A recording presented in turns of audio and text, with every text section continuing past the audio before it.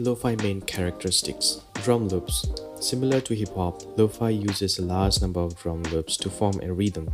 These can include both electronically produced samples and live recordings. However, beat makers prefer live elements because they are easier to manipulate with a digital audio workshop. Beats are generally low in tempo, in between 70 to 90 bpm. Jazz chords.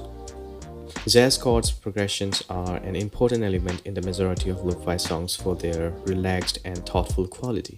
Samples of rhythm, bass and drum, and piano are prevalent in the genre.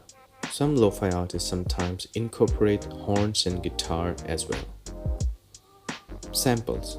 Despite lo-fi being typically instrumental, many lo-fi tracks can feature vocal samples, with many drawings from anime, the Japanese cartoon genre.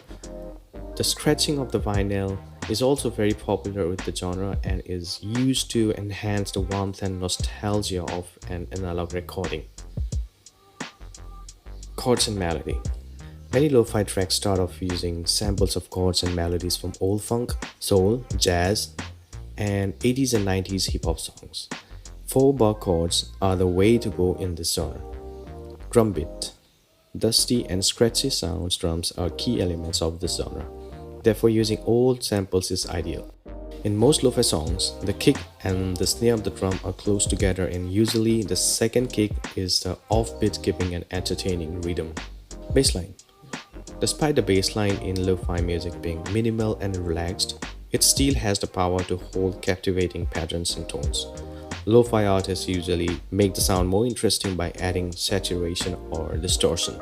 To incorporate your bassline with your chord progression and create a similar rhythm, your chords should only be used as a starting point for your bassline.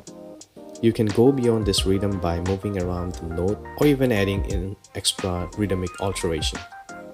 Effects. Effects are kept with classic aesthetics, as modern effects are not usually used.